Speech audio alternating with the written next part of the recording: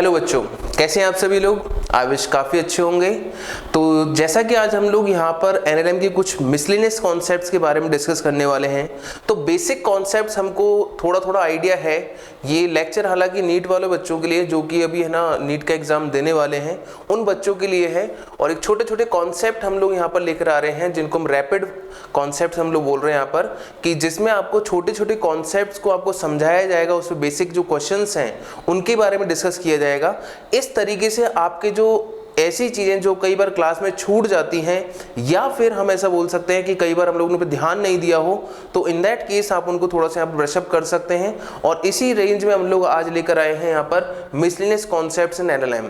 तो देखिए बच्चों, सबसे पहली बात हम लोग यहाँ पर डिस्कस करने वाले हैं जो वो है हमारे पास में rope concept, that is called rope concept.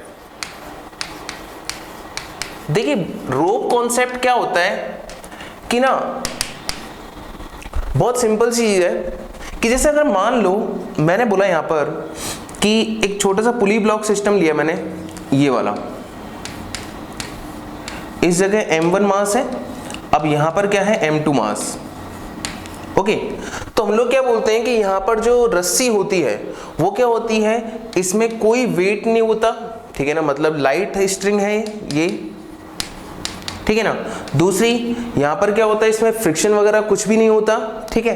तो इस तरह की चीजें यहां पर हम लोग अज्यूम करके चलते हैं। बट रोप कॉन्सेप्ट की बात हम लोग यहां पर ऐसे कर रहे हैं कि मान लो रस्सी जो है उसका भी कुछ मास है, यहां पर क्या है, यहाँ पर कुछ मास।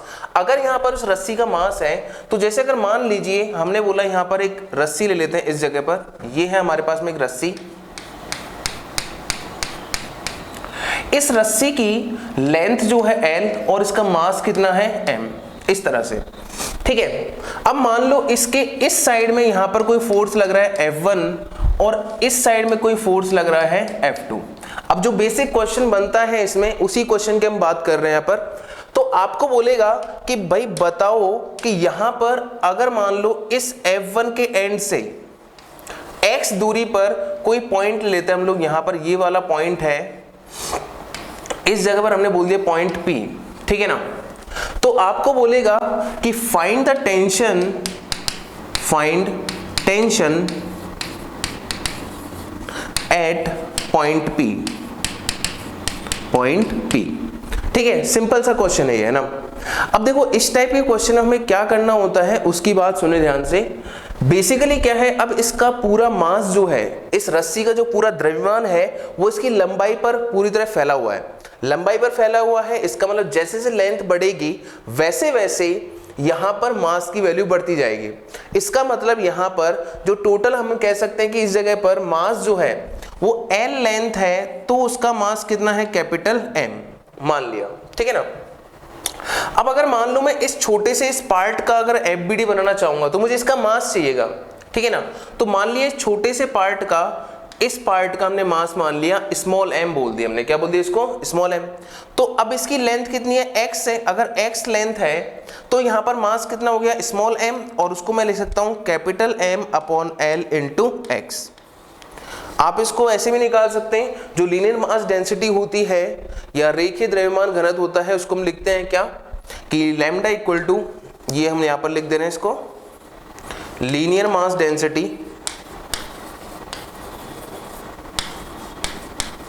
Linear mass density that is lambda equal to mass upon length. अब इस पार्ट के लिए लिखोगे तो क्या लिखोगे बच्चों, स्मॉल m अपॉन x, इस तरह से हम लोग इसको लिख लेंगे ना।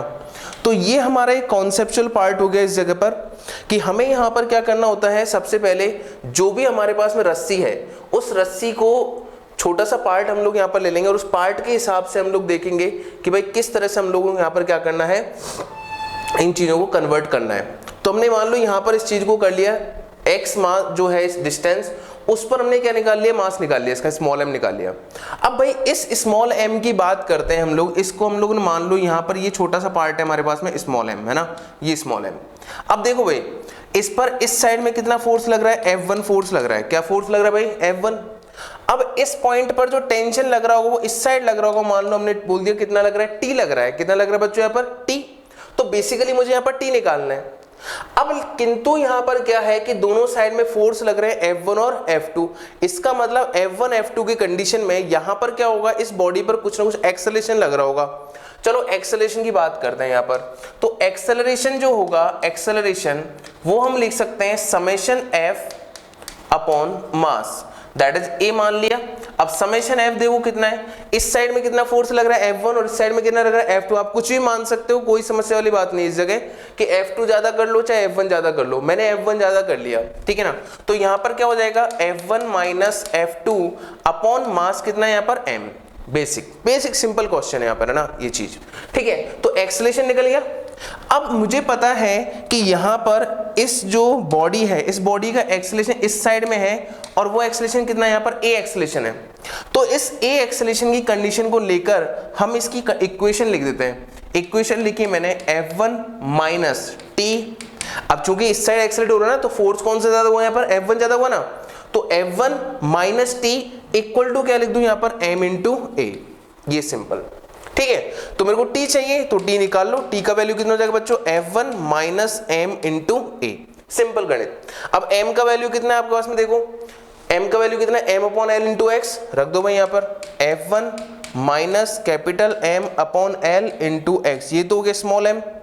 अच्छा a की वैल्यू कितनी बताओ, यहाँ पर हो गया F1 माइनस F2 अपॉन में कैपिटल M, ये वाली चीज।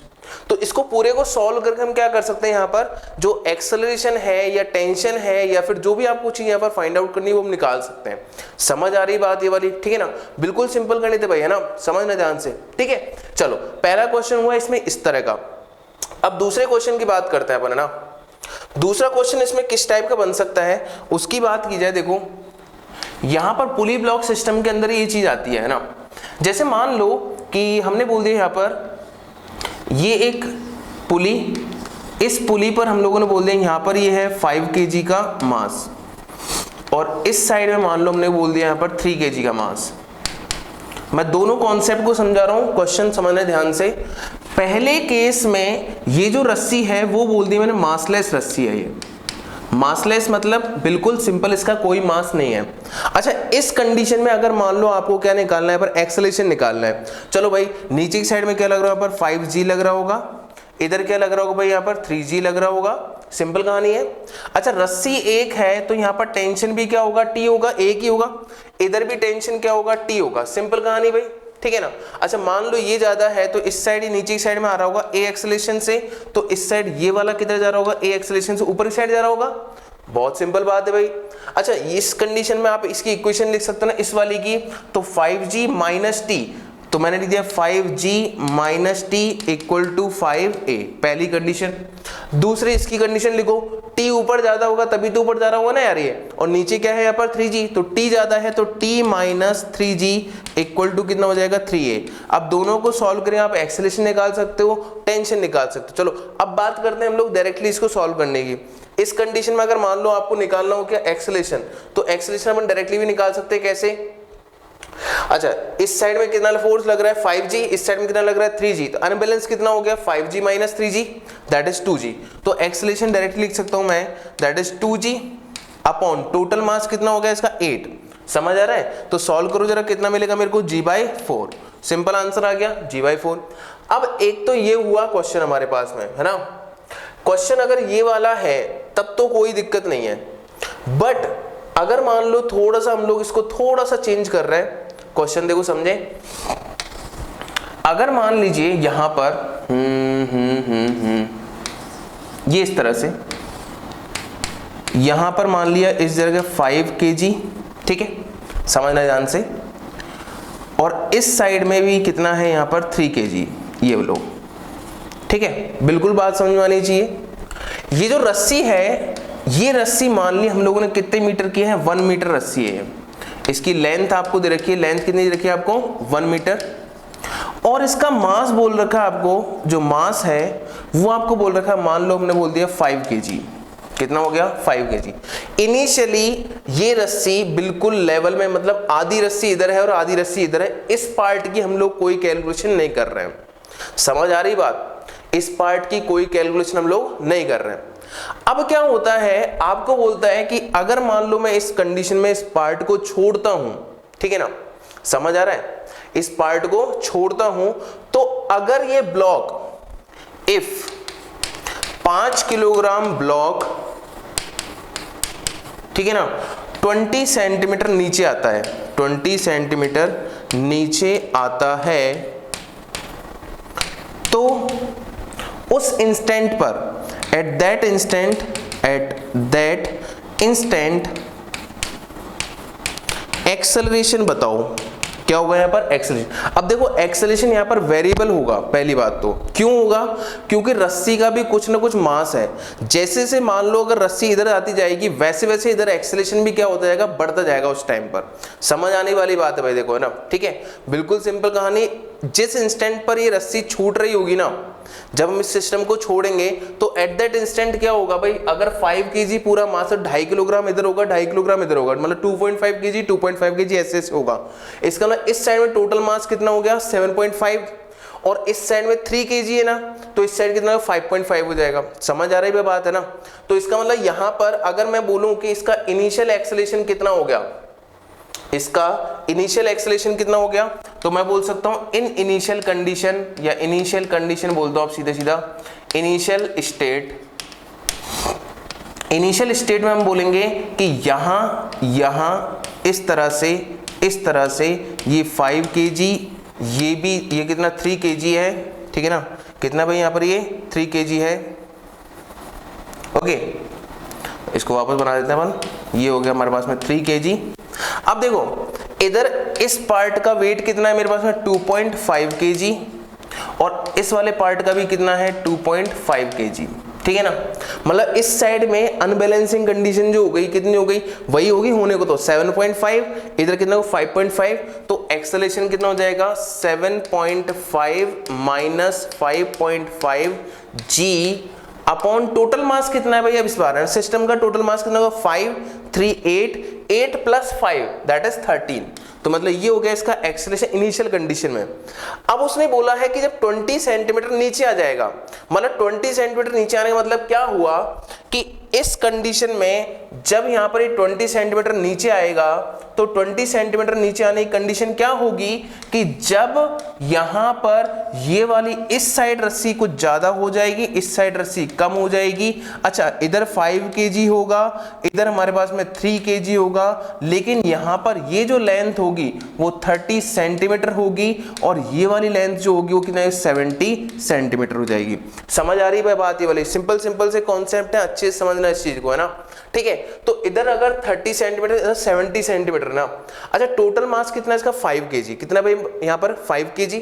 अब मैं लिख सकता हूं कि यहाँ पर अगर 1 मीटर लेंथ है तो कितना मास है यहाँ पर? 5 kg, है ना।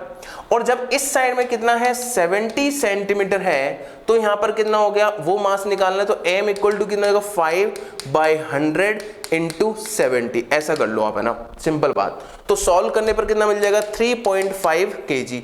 मतलब इस साइड में आपकी मास कितना हो गया? 3.5 kg, और इधर मास कितना हो जाएगा? That is 1.5 kg। मतलब अब मैं बोल सकता हूं यहां पर कि इस जगह पर हमारे पास में जो मास है, टोटल मास हो गया, इस साइड में एक्सेलरेशन का जो टोटल मास निकालना होगा, तो 5 तो ये रहा, प्लस 3.5 मतलब 8.5 हो जाएगा इस साइड में। समझ आ रहा है भाई, है ना। 8.5 माइनस इस साइड में कितना होगा? 3 plus 1.5 that is 4.5 into g upon total mass कितना? वापस वही 13 हो जाएगा, क्योंकि मास थोड़ा चेंज हो रहा है ऐसे, है ना, ठीक है। इसका मतलब 8.5 माइनस 4.5 दैट इज कितना हो जाएगा हमारे पास? 4 हो जाएगा, 4/13 जी। ये हो गया मेरे पास में सेकंड केस में एक्सेलरेशन, जब ये जो ब्लॉक है वो 20 सेंटीमीटर नीचे गिर जाएगा। बिल्कुल क्लियर होना चाहिए क्वेश्चन, आराम से समझ लो आप, आराम से वीडियो को रिवाइंड कर करके समझ लो, लेकिन एग्जैक्ट क्वेश्चन है, बिल्कुल समझ में आना चाहिए, ठीक है ना। नीट के अंदर इस टाइप का क्वेश्चन आ सकता है जहां पर आपको बोल देगा कि यहां पर आप इसके एक्सेलरेशन की रेंज बताओ जब ये 20 सेंटीमीटर नीचे गिर जाए, तो कहां से कहां तक जा रहा है? देखो एक्सेलरेशन इस कंडीशन में इसका एक्सेलरेशन कितना था हमारे पास में? देखो 7.5 माइनस 5.5 दैट इज 2/13 जी, ये था ना। और इधर कितना है? 4/13 जी, मतलब 2/13 जी से कितने तक पहुंच गया यहाँ पर? ये 4/13 जी तक। मतलब इस रेंज के अंदर, इस रेंज के अंदर, इस रेंज के अंदर इसने एक्सेलरेशन को वेरी करवाया है। कहां तक? जब तक ये 20 सेंटीमीटर नीचे आ रहा है। समझ आया? पहला कॉन्सेप्ट बिल्कुल क्लियर होना चाहिए। जबकि हमारे पास में रस्सी कैसी होगी, यहां पर थोड़ी सी मास वाली होगी, है ना, मासलेस नहीं होगी इस जगह पर, है ना। ठीक है, चलिए अब ये था हमारा पहला कॉन्सेप्ट। चलो दूसरे कॉन्सेप्ट की बात करते हैं हम लोग, यहां पर थोड़ा सा आगे चलते हैं। चलिए दूसरे कॉन्सेप्ट की बात करें तो हमारे पास में आता है स्प्रिंग बैलेंस। स्प्रिंग बैलेंस बच्चों बहुत सिंपल सा कॉन्सेप्ट है, ठीक है ना। स्प्रिंग बैलेंस आप लोगों ने देखा होगा कि जब भी हमारे पास में कोई गैस सिलेंडर लेने जो डिलीवर करने आता है बॉय, वो साथ में एक छोटा सा इस तरह का गोला सा लेके आता है, मतलब है ना, इस टाइप से यहाँ पर एक गोला सा होता है और यहाँ पे एक हुक सा होता है ऐसे ना, और इस जगह सुई सी होती है, और वो सुई जो है वो इधर नंबर्स पर क्या होती है, इस नंबर्स पे, इस जगह उन नंबर्स पे घूमती है, ठीक है ना। जैसे यहाँ पर आप सिलेंडर को तोलना चाहोगे तो तोलते टाइम इस हुक को सिलेंडर में अटकाओगे और अटकाने के बाद में वहां पर वो मूव करेगा। बट बेसिकली एक्चुअल में यहाँ पर क्या होता है कि इस जगह पर एक स्प्रिंग लगी होती है, ये हुक हो गया, और यहाँ पर क्या होती है, स्प्रिंग होती है, ठीक है ना।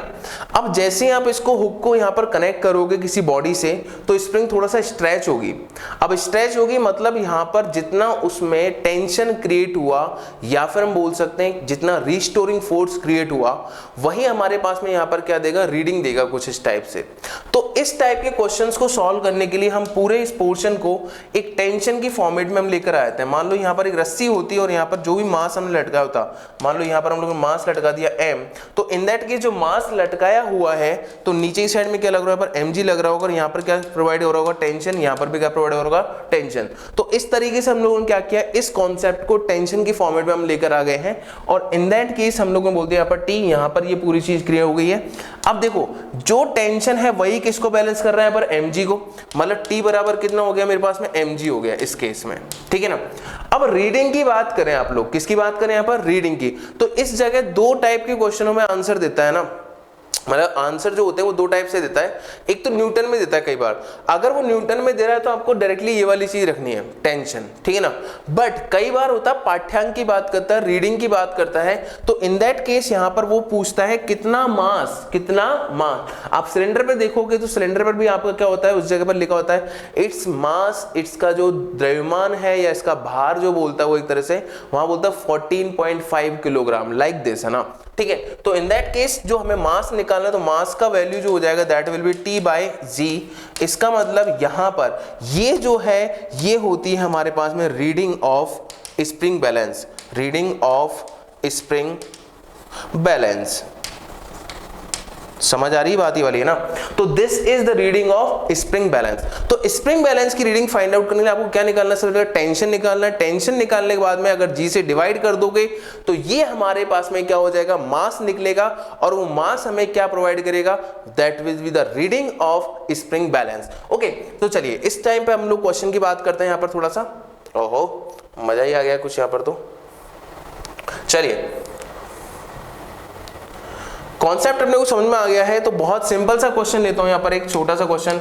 सबसे पहले अगर मान लीजिए यहाँ पर एक स्प्रिंग बैलेंस यहाँ पर लगा हुआ है हमने, और स्प्रिंग बैलेंस पर हमने 15 kg का एक ब्लॉक लटका दिया। तो चलो सिंपल सा क्वेश्चन है, फटाफट सॉल्व करें अपन लोग कि भाई सिंपल बात हो जाएगी यहाँ पर सर कि आराम से हम यहाँ पर कह सकते हैं नीचे की साइड में क्या लग रहा होगा, 15G लग रहा होगा, ऊपर यहाँ पर टेंशन T हो जाएगा, वही टेंशन यहाँ पर स्प्रिंग के अंदर ट्रांसमिट हो जाएगा। तो मैं बोल सकता हूँ कि यहाँ पर T बराबर कितना हो गया, 15G हो गया। इसको ना रीडिंग कितनी हो जाएगी भाई, यहाँ पर रीडिंग सर हो जाएगी इसकी आराम से दैट इज 15 kg। अरे G से डिवाइड करना है सर, तो आराम से जो m आएगा वो तो किलोग्राम में आएगा ना, रीडिंग किस में आएगी, इसकी किलोग्राम में आएगी ना, ठीक है, पहली चीज। दूसरा एक अच्छा क्वेश्चन ले लेते हैं, यहाँ पर एक पुली ब्लॉक सिस्टम, यहाँ पर हम लोगों ने डाल दिया इस तरह से, ये हो गया मास 5 kg, यहाँ पर हम लोगों ने ले लिया इस जगह 3 kg। बिल्कुल सिंपल कहानी, ये स्प्रिंग बैलेंस है, ठीक है ना। अच्छा सबसे पहली बात, इस टाइप के क्वेश्चंस में हम लोगों को पता है एक्सेलरेशन जो फॉर्मूला होता है दैट इज हमारे पास में होता है m1 minus m2 into g upon m1 plus m2, इस तरह से होता है। और वहीं टेंशन का जो फॉर्मूला होता है वो क्या होता है हमारे पास में 2m1 m2g upon m1 plus m2, इस तरह का फॉर्मूला होता है ना, ठीक है। इसका मतलब इस पूरी रस्सी के अंदर यहां पर जो टेंशन ट्रांसमिट हो रहा होगा उस टेंशन की वैल्यू हम लोग डायरेक्टली निकाल सकते हैं यहां से। वो कितनी हो जाएगी 2, m1 कितना है भाई 5, m2 कितना है 3 इंटू जी का value 10 upon m1 plus m2 कितना होगा 8, मतलब कितना हो गया यहाँ पर 4 हो जाएगा क्या, ठीक है ना। समझ आ रहा है भाई बात ये वाली ना। तो कितना होगा 150/4 हो जाएगा। तो इट मींस ये हो गया मेरे पास में टेंशन दैट इज 150/4, या फिर मैं बोल दूं इसको 15G/4। इसका मतलब क्या हुआ, अगर आपको रीडिंग की बात करें, किसकी बात करें हम लोग यहाँ पर, रीडिंग की बात करें, तो सर रीडिंग जो होगी रीडिंग कितनी हो जाएगी हमारे पास में T/G। इसका मतलब T/G कितना हो गया भाई यहाँ पर 15G/4 upon G that is 15/4 kilogram. That's it, simple. समझ आ रहा है अभी बात ये वाली ना। तो यहां पर हमारे पास में दूसरा कॉन्सेप्ट बना किसका, स्प्रिंग बैलेंस का। समझ में आई बातें, ठीक है ना। तो इस टाइप के हमको क्वेश्चन मिलते हैं। कई बार क्या होता है और अच्छे क्वेश्चन बनाते हैं यहाँ पर, है ना, ठीक है। चलो देखो और अच्छे क्वेश्चन बना लो। मान लो यहाँ पर एक ये टेबल, यहाँ पर एक पुली, इस जगह पर भी एक पुली, इस तरह एक ब्लॉक लटका दो आप यहाँ पर 3 kg, ठीक है ना। और यहाँ पर भी मान लो इस जगह अपन लोग 3 kg लटका दिया, ठीक है ना। और यहाँ पर एक स्प्रिंग बैलेंस लगा दो, ये स्प्रिंग बैलेंस हो गया, ठीक है। अरे स्प्रिंग बैलेंस रही, ठीक है, स्प्रिंग बैलेंस। अच्छा अब बताओ दोनों साइड में 3 किलोग्राम के ब्लॉक है ना। आपसे पूछूं वापस से भाई टेंशन सॉरी इस जगह क्या बताओ आप यहाँ पर कि स्प्रिंग बैलेंस की रीडिंग कितनी होगी, ठीक है ना। इन दोनों क्वेश्चन को एक और क्वेश्चन मैं बना रहा हूँ यहीं पर जो कि आपको थोड़ा हेल्प देगा इस जगह पर। ये स्प्रिंग और स्प्रिंग बैलेंस बना देते हैं यहाँ पर, ये हो गया स्प्रिंग बैलेंस, ठीक है। ये हो गया 3 kg, ठीक है। जरा सोचो दोनों ही क्वेश्चन जो है एक तरह से यहाँ पर एक दूसरे रिजेम्बलेंस में है कि देखिए फर्स्ट केस में अगर मैं बात करूं यहाँ पर तो अब ध्यान से सुनो, ये इस जगह क्या है फिक्स है, इस जगह फिक्स है, तो नीचे क्या लग रहा होगा यहाँ पर दैट विल बी 3G, मतलब कितना लग रहा होगा यहाँ पर 3G लग रहा होगा, ठीक है। अच्छा इस जगह टेंशन लग रहा होगा T, यही टेंशन ट्रांसमिट हो रहा होगा यहाँ पर T इस जगह पर, है ना, ठीक है। इसका मतलब अगर यहाँ पर एक्सेलरेशन कितना है इसका 0 है। एक्सेलरेशन क्यों 0 है, क्योंकि वो फिक्स है, ठीक है ना। उधर हमने दूसरी साइड से उसको फिक्स कर दिया है, ठीक है। एक्सेलरेशन 0 हुआ तो मैं यहाँ पर लिख सकता हूँ T बराबर कितना हो गया मेरे पास में 3G। इसका ना रीडिंग जो होगी वो कितनी हो जाएगी बताओ T/G, और आंसर आएगा सीधा सीधा 3 kg। सिंपल आंसर है ना, ठीक है। अब जरा यहां सोचो, यहां पर भी अगर आप सोचोगे तो भाई ऑब्वियस सी बात है इस साइड भी 3 किलोग्राम है, इस साइड भी 3 किलोग्राम है, कोई अनबैलेंस लोड है ही नहीं। अगर अनबैलेंस नहीं है तो अनबैलेंस नहीं होगा तो एक्सेलरेशन कितना आएगा आपका 0 आएगा।